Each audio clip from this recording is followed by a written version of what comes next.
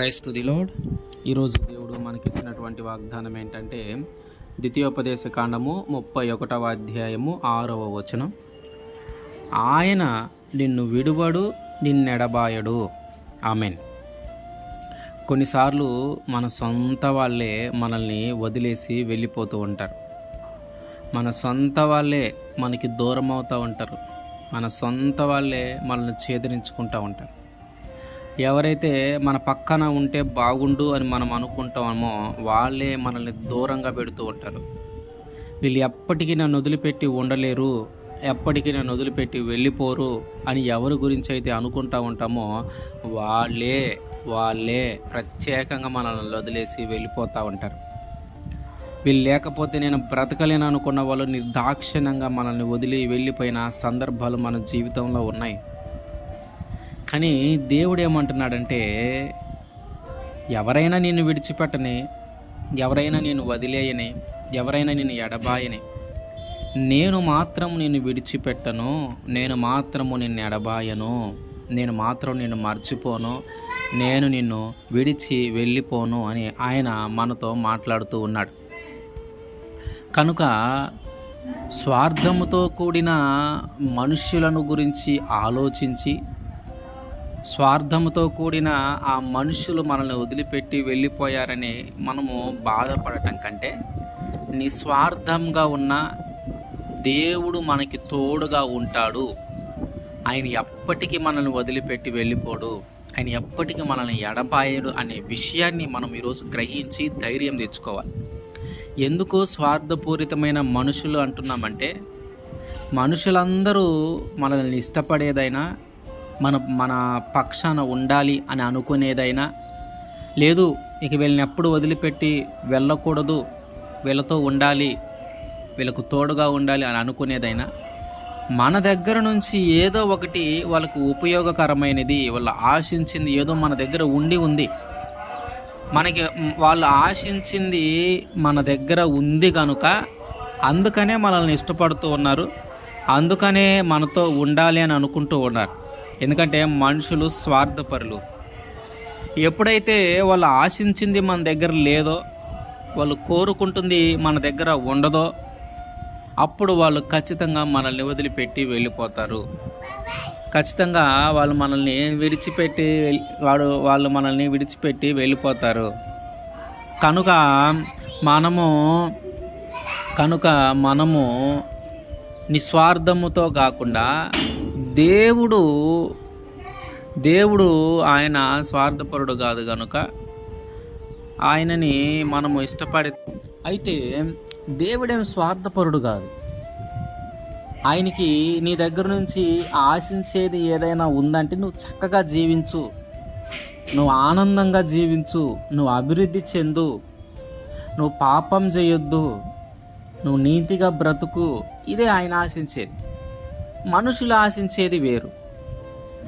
దేవుడు స్వార్థము లేకుండా మనము బాగుండాలని ఆశపడుతూ ఉన్నాడు కనుక మనము లేమిలో ఉన్నా, కలిమిలో ఉన్నా, వ్యాధిలో ఉన్నా, బాధలో ఉన్నా ఆయనే మనల్ని వదిలిపెట్టి వెళ్ళిపోడు. కానీ మనుషులు స్వార్థపరులు కనుక మనము ఎప్పుడైతే లేమిలోకి వెళ్ళిపోతామో వాళ్ళు మనతో ఉండరు. వాళ్ళు ఎప్పుడైతే మనం కష్టాల్లో ఉంటామో వాళ్ళు మనం పలకరించరు. ఎప్పుడైతే మనం వ్యాధులతో ఉంటామో వాళ్ళు మనల్ని పరామర్శించడానికి రారు. ఎందుకంటే వాళ్ళు ఆశించింది నీ దగ్గర నుంచి తొలగిపోయింది, వాళ్ళు కోరుకునేది నీ దగ్గర ఇప్పుడు దొరకట్లా. అందువల్ల మనుషులు ఏం చేస్తూ ఉన్నారంటే మనల్ని వదిలిపెట్టి వెళ్ళిపోతున్నారు. ప్రతి మనిషి ఏదో ఒక రోజు మనల్ని వదిలిపెట్టి వెళ్ళిపోయే వాళ్ళే. ప్రతి వ్యక్తి ఏదో ఒక సందర్భంలో మన చెయ్యి విడిచి వెళ్ళిపోయేవారే. ప్రతి మనిషి ఏదో ఒక పరిస్థితిలో మనకి తోడుగా నిలబడకుండా వెళ్ళిపోయేవాళ్ళే. మనము పిచ్చిగా ఏం చేస్తూ ఉన్నామంటే, వీళ్ళు మన పక్కన ఉంటే బాగుండు, వీళ్ళు మనతో ఉంటే బాగుండు, వీళ్ళు నన్ను విడవకుండా ఉంటే బాగుండని పిచ్చిగా మనం ఆలోచిస్తూ ఉన్నాం. వీళ్ళందరూ స్వార్థపరులే, వాళ్ళు ఒకరోజు వెళ్ళిపోతారు, వాళ్ళకి నచ్చింది మన దగ్గర లేకపోతే వాళ్ళు మనల్ని విడిచి వెళ్ళిపోతారనే విషయాన్ని ఇప్పటికైనా మనం గ్రహించాలి. వాళ్ళెవరో వెళ్ళిపోయారని, వాళ్ళెవరో మన చెయ్యి విడిచిపోయారని దాని గురించి దుఃఖపడుతూ, బాధపడుతూ, మానసికంగా కృంగిపోతూ ఉండే కంటే నిన్ను విడువని వాడు ఒకరున్నాడు. నీ చెయ్యి ఎప్పటికీ వదిలిపెట్టని వారు ఒకరున్నారు. నేను ఎడబాయని వారు ఒకరున్నారు. నీ కష్టమైనా నీకు తోడుగా ఉంటారు. నీ బాధైనా నీకు తోడుగా ఉంటారు. నీ వ్యాధైనా నీకు తోడుగా ఉంటారు. నీ లేమైనా నీకు తోడుగా ఉంటారు. నువ్వు ఎలాంటి పరిస్థితుల్లో ఉన్నా నీకు తోడుగా ఉండేవారు ఒకరున్నారు. ఆయన ఉన్నాడని ధైర్యపడాలి. ఆయన ఉన్నాడని నిబ్బరము కలిగి ఉండాలి. ఆయన ఉన్నాడు, నాకు తోడుగా ఉంటాడు. మనుషులు నన్ను పట్టించుకోకపోయినా నా దేవుడు నన్ను పట్టించుకుంటాడు. మనుషులు నన్ను వదిలేసి వెళ్ళిపోయినా ఆయన నన్ను వదిలేసి వెళ్ళిపోడు. మనుషులు నన్ను ఎడబాసిన ఆయన నన్ను ఎడబాయడు. మనుషులు నన్ను మర్చిపోయినా ఆయన నన్ను మర్చిపోడు. ఈ మాటతో మనము ధైర్యం తెచ్చుకొని చెడిపోయినటువంటి ఆ ధైర్యాన్ని తిరిగి తెచ్చుకొని నిబ్బరం కలిగి జీవించాలి. ఎందుకంటే ఎట్టి పరిస్థితుల్లో మనము దేవుని వదిలేసి వెళ్ళిపోతాం, కానీ దేవుడు మనల్ని వదిలిపెట్టాడు. మనం దేవునికి దూరం అవ్వాలని మనం అనుకుంటాం, కానీ ఆయన మనకి దూరం అవ్వాలని ఎప్పుడు అనుకోడు. కనుక ఏదో ఒకరోజు వదిలి వెళ్ళిపోయే మనుష్యుల వైపు నువ్వు చూసే కంటే ఎప్పుడు నిన్ను వదిలి వెళ్ళని ఆ దేవుని వైపు చూడు. ఏదో ఒక రోజు వాళ్ళు విడిచి వెళ్ళిపోయి నీ హృదయంలో ఒక బాధ ఏర్పడి మానసికంగా కృంగిపోయి ఇక జీవితం అంతా అయిపోయింది, వాళ్ళు లేకపోతే నా జీవితమే లేదు అనుకునే స్థితి కంటే నా దేవుడు ఉన్నాడు, నాకు తోడుగా ఉంటాడు. నా దేవుడు ఉన్నాడు, నన్ను నడిపిస్తాడు. నా దేవుడు ఉన్నాడు, నేను ఒంటరిని కాదు. నా దేవుడు ఉన్నాడు, నాకు సహాయం చేస్తాడు. నా దేవుడు ఉన్నాడు, నన్ను కాపాడుకుంటాడు. నా దేవుడు ఉన్నాడు, నన్ను నడిపిస్తాడు అని ఒక ధైర్యాన్ని పొందుకొని నిబ్బరం కలిగి మనం జీవించాలి.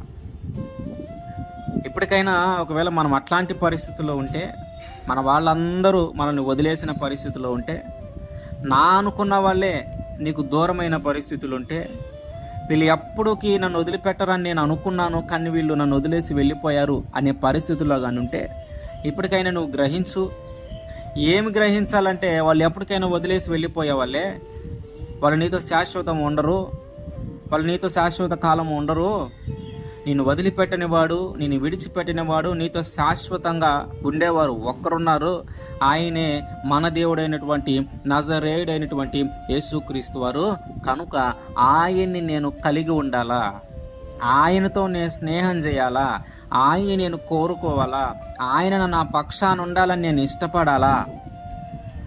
ఆయన ఉంటే అప్పుడు ఉన్నటువంటి ఆ సమస్యలన్నీ, ఉన్నటువంటి ఆ మానసిక వేదనలన్నీ తొలగిపోయి సంపూర్ణమైన ఆనందము, సంపూర్ణమైన సంతోషమును ఆయన అనుగ్రహిస్తాడు. కనుక మన ఆశ అయినా, మనము కోరుకునేదైనా, మనల్ని ఎవరైతే విడవకుండా ఉండాలని అట్లాంటి వ్యక్తి అయినా అన్నీ ఆయనే మనల్ని విడవకుండా ఉండాలని మనం కోరుకోవాలి. ఆయనతో ఉండటానికి మనం ఇష్టపడాలా. అప్పుడు ఆయన మనతో ఉంటాడు. నిన్ను విడువడు, నిన్ను ఎడబాయనని వాగ్దానం చేస్తూ ఉన్నాడు. కనుక మనుష్యుల వైపు చూడకుండా, నిన్ను వదిలివేసే ఏదో ఒక సందర్భంలో నిన్ను వదిలివేసే మనుషుల వైపు చూడకుండా దేవుని వైపు చూడు. ఆయన కోరుకో. ఆయన నీతో శాశ్వత కాలం ఉంటాడు. ఎట్టి పరిస్థితుల్లో నిన్ను విడువడు, ఎడబాయడు. ఆమేన్.